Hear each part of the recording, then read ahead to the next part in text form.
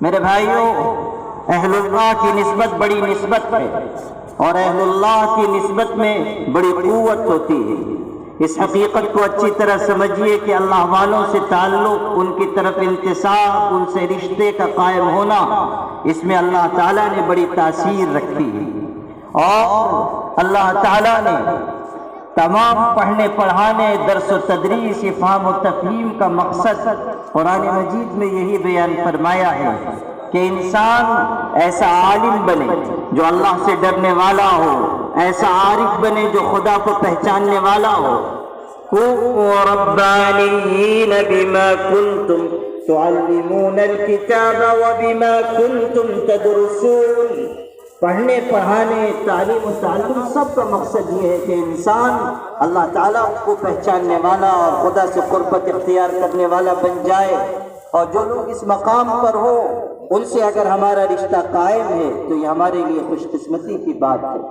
اللہ کے نیک بندے، اولیاء کاملین، بزرگان دین، ان کا مقام، ان کا رتبہ، ان کی حیثیت خدا تعالیٰ کی نگاہ میں ان کا درجہ بہت اونچا ہے۔ کلام پاک میں ارشاد ہوا، الا ان اولیاء اللہ لا خوف علیہم ولا هم يحزنون۔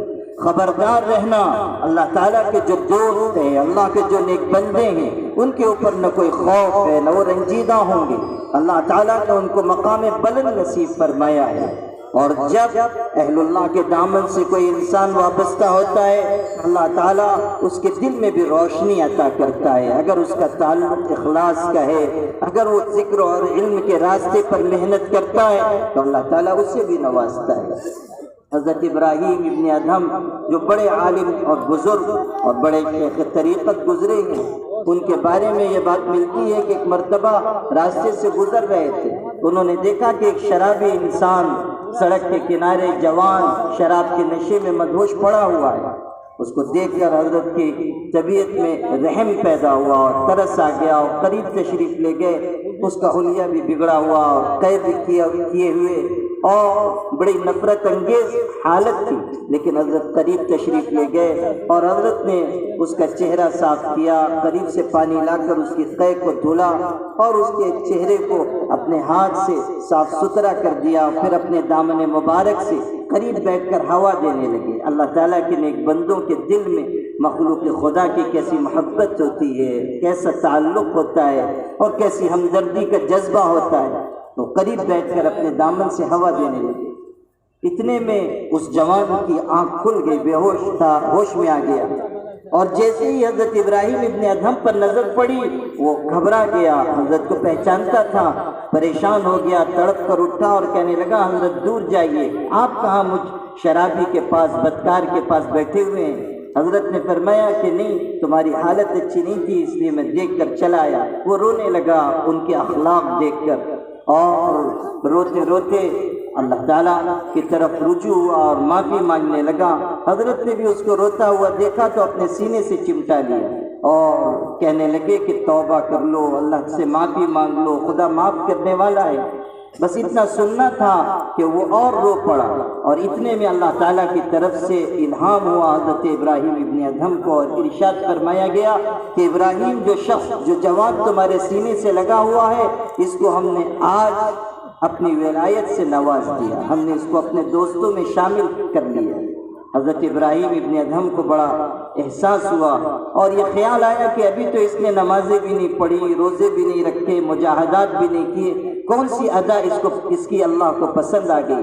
تو اللہ سے پوچھا کہ اللہ تعالیٰ آپ کو اس کا کون سا عمل اچھا لگا؟ ادھر سے جواب ملا کہ ابراہیم غسلت وجہہ لأجلی فغسلت قلبہ لأجلی، کہ ابراہیم تو نے ہماری محبت میں اس کا چہرہ دھلا، ہم نے تیری محبت میں اس کے دل کو صاف کر دیا، ہم نے تیری محبت میں اس کے دل کو صاف کر دیا۔ ابراہیم ابن ادہم رحمۃ اللہ علیہ اللہ کے نیک بندے ہیں، ان کی نگاہ ایک جوان پر پڑ رہی ہے اور اللہ تعالیٰ اس کی تقدیر کو بدل دے رہا ہے۔ نگاہ ولی میں وہ تاثیر دیکھی، بدلتی ہزاروں کی تقدیر دیکھی۔ تو اللہ والوں سے نسبت اور ان سے رشتہ ہماری خوش قسمتی ہے، اور اس خانقاہ سے جڑنا یہ اللہ تعالیٰ کا ہم پر احسان ہے۔ میرے بھائیوں، اس حقیقت کو بھی آپ اچھی طرح سمجھ لیجئے کہ ہماری اور آپ کی ذمہ داری اس وجہ سے بڑھی ہوئی ہے کہ ہم ان بزرگان دین سے تعلق رکھتے ہیں جن کی راتیں اللہ تعالیٰ کی یاد میں اور جن کے دن مخلوق خدا کی خدمت میں اور امت کی قیادت اور رہبری میں گزرتے رہے ہیں۔ حضرت شاہ فضل الرحمن گنج مراد آبادی رحمۃ اللہ علیہ ہوں یا اس سے اوپر کا سلسلہ، یا اب ہمارے مرشد گرامی حضرت مولانا محمد ولی صاحب رحمانی تک کہ یہ مبارک سلسلہ، اس کی خصوصیت یہی ہے کہ ایک طرف خلق خدا کی خدمت ہے، تحریکات کی قیادت ہے، اداروں کا انتظام و انصرام ہے، اور دوسری طرف اللہ اللہ کرنے کی عادت، اللہ کا ذکر سکھانے کا مزاج، اور پورے عالم میں اللہ تعالیٰ کی یاد کو پھیلانے کا عزم۔ افسوس کی بات ہے کہ ہم ایسے بزرگوں سے منسوب ہونے کے بعد علم اور ذکر کے راستے پر آگے نہیں بڑھ رہے۔ مجھے کہنے دیجیے اور مجھے یہ شکایت کرنے کا حق حاصل ہے، خود اپنے آپ سے بھی اور آپ تمام بھائیوں سے یہ کہنے کا مجھے حق ہے کہ ہم ویسی قدر نہیں کر پا رہے ہیں جیسی قدر ہم کو کرنی چاہیے، اور علم اور ذکر کے راستے پر، محنت اور مجاہدے کے راستے پر، راتوں کی تنہائیوں میں اٹھ کر اللہ تعالیٰ کی یاد میں لگنے کی عادت ہمارے اندر اس درجے کی نہیں جو ہونی چاہیے۔ خانقاہ کا مقصد یہ نہیں ہے کہ آپ آئیں اور چلے جائیں، خانقاہ کا مقصد یہ نہیں ہے کہ آپ اپنے مسائل مشاکل کے سلسلے میں رجوع کریں اور یہاں سے اس کا حل لے کر جائیں۔ ہمارا مقصد اصلی یہ ہے کہ ہم روحانی غذا حاصل کریں، ہم اللہ تعالیٰ کی یاد میں لگیں، ہم راتوں کی تنہائیوں میں اٹھنے والے بنیں۔ ابھی ہمارے برادر مکرم مولانا شمشاد صاحب کہہ رہے تھے اللہ تعالیٰ کی یاد میں رات کے آخری پہر اٹھ کر لگنا یہ اللہ تعالیٰ کے نیک بندوں کی نشانی ہے، اور قرآن مجید میں اس کی تاکید آئی ہے، احادیث شریفہ میں اس کے بارے میں کتنی تاکید آئی اور کتنے فضائل بیان کیے گئے۔ ہمارے آقا حضرت محمد مصطفیٰ صلی اللہ علیہ وسلم نے ایک موقع پر ارشاد فرمایا علیکم بقیام اللیل فإنہ دأب الصالحین قبلکم، کہ اللہ تعالیٰ کے آگے رات کے قیام کی عادت بناؤ، راتوں کو اٹھ کر خدا کے آگے تہجد پڑھو، یہ تم سے پہلے کے نیک انسانوں کا طریقہ ہے، گناہ کو مٹا دینے والی چیز ہے اور نافرمانی سے روکنے کا ذریعہ ہے، انسان کے جسم کو بیماریوں سے پاک کرنے کا سبب ہے، بیماریاں دور ہوتی ہیں، گناہ معاف ہوتے ہیں، نافرمانی سے نفرت پیدا ہوتی ہے اور اللہ تعالیٰ کی طرف سے مدد کی جاتی ہے۔ اس وقت کی دعاؤں میں اللہ تعالیٰ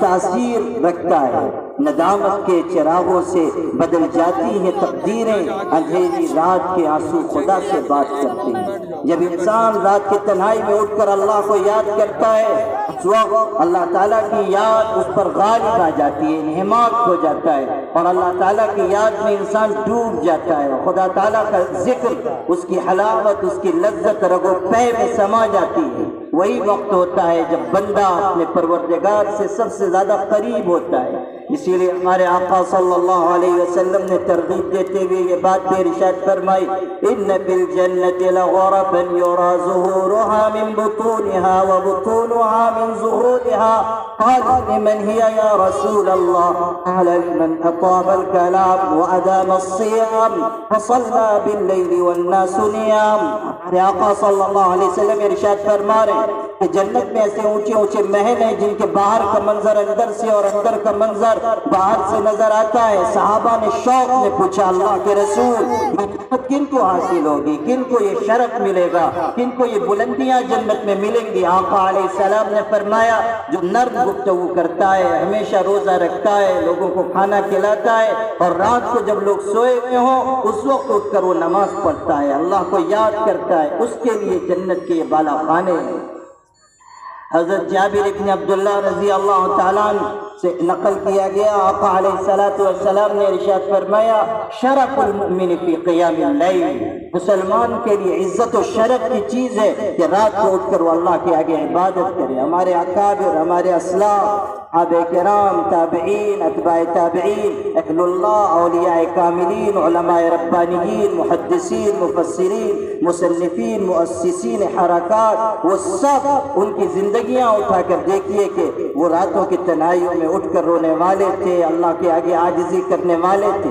شداد ابن اوس رحمۃ اللہ علیہ ایک بزرگ ہیں، ان کے بارے میں نقل کیا گیا کہ رات کو جب اپنے بستر پر آتے تھے تو ایسے کروٹیں بدلتے تھے اور ایسی بے چینی ہوتی تھی گویا کہ جلتے ہوئے توے پر کوئی دانہ ڈال دیا گیا ہے، بے قرار رہتے تھے، اشکبار ہو جاتے تھے، اس کے بعد اٹھ کھڑے ہوتے تھے اور اللہ کے حضور میں نماز کی نیت باندھ کر کھڑے ہوتے۔ اس سے پہلے یہ بات ارشاد فرمایا کرتے تھے کہ اللہ آپ کی بنائی ہوئی جہنم نے میری رات کی نیند اڑا دی ہے، میں آپ سے جہنم کی آگ سے پناہ مانگتا ہوں۔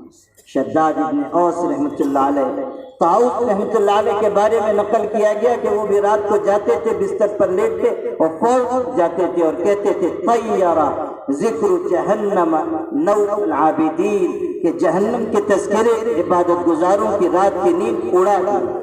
حضرت عمر ابن عبدالعزیز رحمۃ اللہ علیہ کے بارے میں ان کی اہلیہ فاطمہ جو خاندان بنو امیہ سے تھی اور بادشاہوں کے خاندان سے تعلق رکھنے والی شہزادی تھی، وہ کہتی ہیں کہ میں نے اپنے شوہر عمر ابن عبدالعزیز سے زیادہ نماز پڑھنے والے، روزہ رکھنے والے، صدقہ خیرات کرنے والے بہت سے دیکھے ہیں، لیکن ان سے زیادہ خدا کا خوف رکھنے والا کسی کو نہیں دیکھا۔ رات کو امور خلافت دن بھر انجام دے کر رات کو آتے تھے اور بستر پر لیٹتے تھے تو اس طرح پہلو بدلنے لگ جاتے تھے اور خدا کے خوف سے ایسے کانپتے تھے گویا سخت سردی میں بارش میں بھیگ جانے والی کوئی چھوٹی سی چڑیا ہو جو ٹھنڈک کی زیادتی کی وجہ سے کانپ رہی ہو، اس طرح اللہ کے ڈر سے کانپتے تھے۔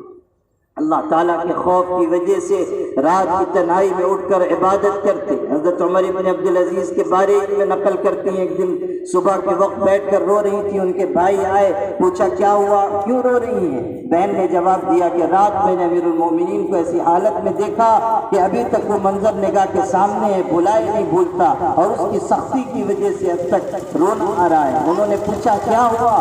کہنے لگی کہ میں نے دیکھا کہ حضرت تشریف لائے، بستر پر لیٹے، پھر نماز کی جگہ کھڑے ہو گئے، سورہ فاتحہ کی تلاوت کی، اس کے بعد سورہ قارعہ پڑھنا شروع کی جس میں قیامت کا تذکرہ ہے۔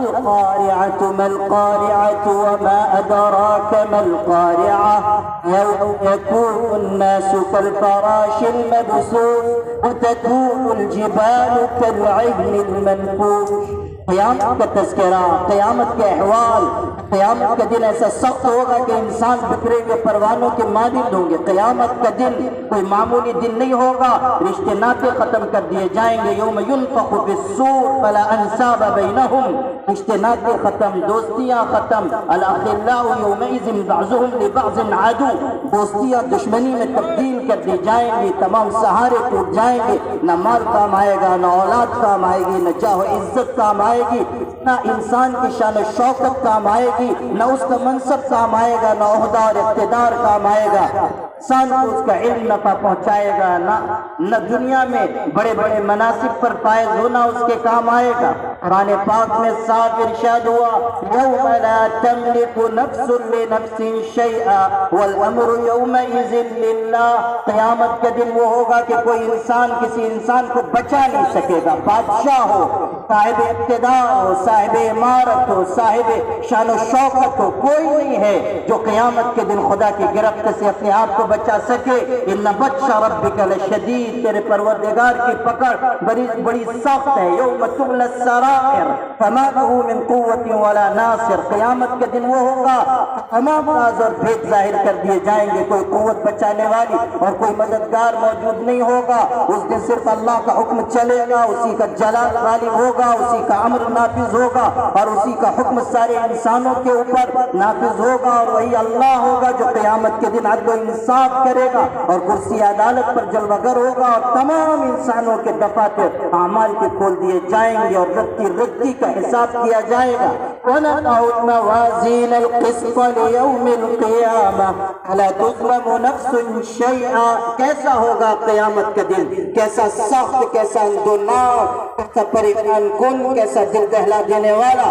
يَا أَيُّهَا النَّاسُ اتَّقُوا رَبَّكُمْ إِنَّ زَلْزَلَةَ السَّاعَةِ شَيْءٌ عَظِيمٌ يَوْمَ تَرَوْنَهَا تَذْهَلُ كُلُّ مُرْضِعَةٍ عَمَّا أَرْضَعَتْ وَتَضَعُ كُلُّ ذَاتِ حَمْلٍ حَمْلَهَا وَتَرَى النَّاسَ سُكَارَىٰ وَمَا هُمْ بِسُكَارَىٰ وَلَٰكِنَّ عَذَابَ اللَّهِ شَدِيدٌ۔ وہ اللہ کے بندو خدا کا کلام پڑھو، اللہ تعالیٰ کا قرآن پڑھو، کیسا پرشکو کلام ہے، کیسا باعظمت کلام ہے، خدا تعالیٰ کے کلام میں کیسی رہنمائی ہے، کیسی عبرت و نصیحت ہے تمام دنیا انسانیت کے لیے۔ کلام پاک کیسا نسخہ کیمیا ہے، قیامت کا تذکرہ، اس کی ہولناکی کا بیان قرآن میں جا بجا ہے۔ عمر ابن عبدالعزیز رحمۃ اللہ علیہ نے رات کی تنہائی میں قیامت کے تذکرے پر مشتمل سورت پڑھی، اور جب یہ آیت تلاوت کی زور کی خدمت پر گئے ایسا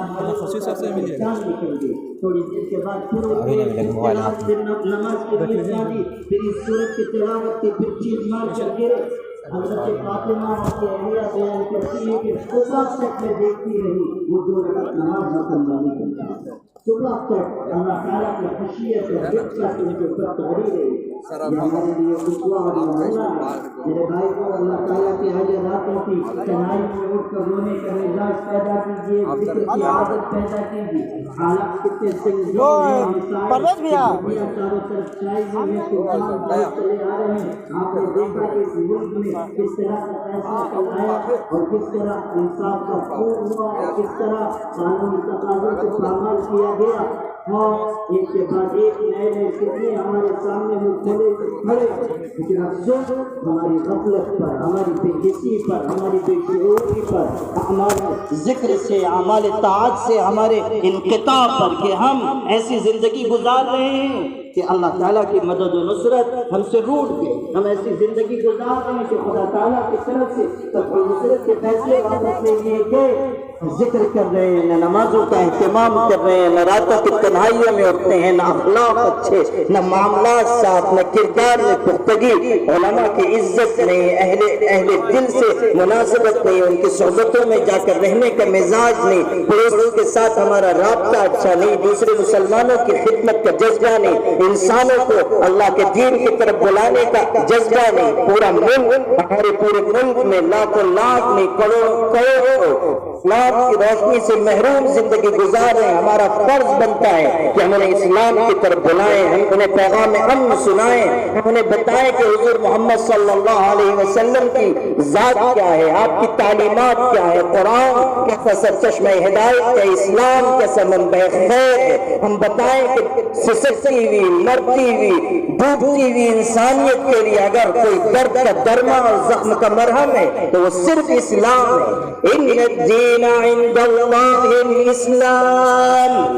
دین تو اللہ کے نظام میں بس اسلام ہے، اور اگر انسانیت کے زخموں کا مرہم کسی کے پاس ہے تو اسلام ہے۔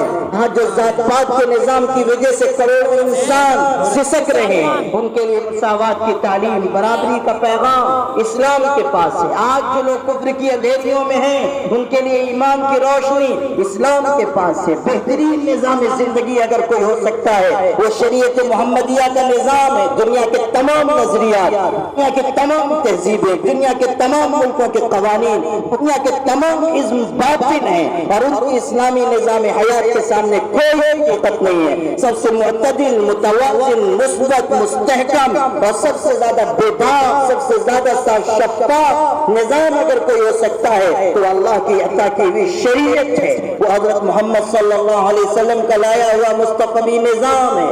حضور پاک صلی اللہ علیہ وسلم کی سنت و شریعت سے بڑھ کر کوئی نظام اس دنیا میں نہیں ہے۔ سب سے زیادہ بہترین نظام وہی جو شریعت محمدی کا نظام، وہ نظام مصطفی ہے، وہی سب سے بہترین۔ اسی لیے اعلان ہوا وَمَن يَبْتَغِ غَيْرَ الْإِسْلَامِ دِينًا فَلَن يُقْبَلَ مِنْهُ وَهُوَ فِي الْآخِرَةِ مِنَ الْخَاسِرِينَ۔ اسلام کے علاوہ راستے ہیں سب تباہی کے ہیں، بربادی کے ہیں۔ دنیا کا بڑے سے بڑا نظریہ وہ باطل ہے، اسلام کے مقابلے میں اس کی وہ حیثیت بھی نہیں جو سمندر کے مقابلے میں مچھر کے پر کی ہوا کرتی ہے۔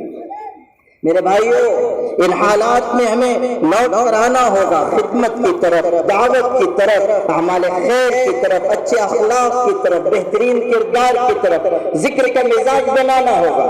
ہمارے حضرت دامت برکاتہم بار بار اعلان کر رہے ہیں کہ لا حول ولا قوت الا باللہ العلی العظیم کا ورد کیا جائے، استغفار کا ورد کیا جائے۔ اعلان فرما رہے ہیں آنے والے فتنوں سے مقابلے کے لیے خدا تعالیٰ کے ذکر اور دعا کو بطور ہتھیار استعمال کیا جائے، صبر کی ڈھال اپنے ہاتھوں میں لی جائے، اپنی پیشانیوں کو سجدے میں جھکایا جائے۔ لیکن ہم ہیں کہ توجہ دینے کے لیے تیار نہیں۔ قرآن مجید نے مشکل حالات کا یہی حل ہمیں بتایا تھا، وَإِن تَصْبِرُوا وَتَتَّقُوا فَإِنَّ ذَلِكَ مِنْ عَزْمِ الْأُمُورِ، اگر صبر کرو گے، اللہ تعالیٰ سے ڈرو گے تو یہ بہت بڑی چیز ہے۔ لَا يَضُرُّكُمْ كَيْدُهُمْ شَيْئًا، ایک مقام پر فرمایا صبر و تقویٰ کا ہتھیار استعمال کرو گے، دشمنوں کی تدبیر تم پر مؤثر نہیں ہو سکے گی، ان کے لائے ہوئے فتنے تم کو اپنے جال پھنسا نہیں پائیں گے، ان کے خفیہ تدبیریں تمہارا کچھ بگاڑ نہیں پائیں گی۔ کہیں ارشاد فرمایا استغفار کو اپنے ہاتھ، استغفار کو اپنی زندگی کا جز بنا لو۔ یا قوم استغفروا ربکم انہ کان غفارا یرسل السماء علیکم مدرارا ویمددکم باموال وبنین ویجعل لکم جنات ویجعل لکم انہارا ما لکم لا ترجون للہ وقارا۔ اللہ کا کلام توبہ استغفار کا فائدہ بیان فرمایا گیا۔ اللہ موسلا دھار بارش عطا کرے گا، مال عطا کرے گا، اولاد عطا کرے گا، جنتیں عطا کرے گا، نہریں عطا کرے گا۔ اللہ تعالیٰ توبہ استغفار کی بدولت تمہاری دعاؤں کو سنے گا، اللہ تعالیٰ تمہاری التجاؤں میں تاثیر پیدا کرے گا۔ چار اماموں میں سے ایک امام حضرت امام احمد ابن حنبل رحمۃ اللہ علیہ ہیں، ان کے بارے میں یہ واقعہ ان کی سیرت میں نقل کیا گیا۔ سفر میں تشریف لے گئے، ایک چھوٹا سا گاؤں تھا، سخت سردی کا زمانہ تھا، مسجد میں گئے اور چاہا کہ مسجد میں رات گزار لی، کسی کو خبر بھی نہیں دی۔ کتنے بڑے عالم تھے لیکن کیا سادگی تھی، کیا مزاج تھا۔ مسجد میں چلے گئے اور مسجد میں جا کر سونے کا ارادہ کیا۔ مؤذن تیز مزاج کا تھا، آ گیا، کہنے لگا یہاں سو نہیں سکتے۔ حضرت نے کہا رات گزر جانے دو، لیکن اس نے قبول نہیں کیا۔ چنانچہ حضرت چلے گئے، پیتری پر جا کر آرام فرمانے لگے۔ وہاں بھی مؤذن آ گیا اور آ کر کہنے لگا کہ تم بہت بے شرم انسان ہو، اب یہاں آ کر سونے لگے۔ یہ کہہ کر ان کا گریبان پکڑا اور ان کو کھینچ کر لے جا کر سڑک پر پھینک دیا۔ اتنے بڑے امام، اتنے بڑے عالم، اتنے بڑے بزرگ، لیکن کیا تواضع ہے، کیا عاجزی ہے، کیا حلم ہے، کیا برداشت ہے۔ ہمارے طلبہ، ہمارے فارغ ہونے والے بچے عزیز و سمجھیں کہ علماء کی شان کیا ہوتی ہے، ان کے اوصاف کیا ہوتے ہیں۔ امام احمد ابن حنبل سڑک پر ہیں، قریب میں ایک روٹی بنانے والے کی دکان تھی، نان بائی تھا، اس کی نظر پڑی، جلدی سے آیا، وہ بھی نہیں پہچانتا تھا، کہنے لگا کہ میری دکان میں چلیے، میرے یہاں سونے کا انتظام نہیں ہے مگر تنور جل رہا ہے، آگ جل رہی ہے، آپ پاس میں بیٹھ جائیے۔ حضرت چلے گئے، جا کر بیٹھے، دیکھا کہ وہ آٹا گون رہا ہے، روٹی بنانے والا آٹا گون رہا ہے اور آٹا گونتا جاتا ہے اور اللہ تعالیٰ سے توبہ کرتا ہے، استغفار پڑھتا ہے، اللہ مجھ کو معاف کر دیجئے، پیارے اللہ مجھ کو بخش دیجئے، پیارے اللہ میں گنہگار ہوں، مجھ پر رحم فرما دیجئے، میری خطاؤں کو بخش دیجئے۔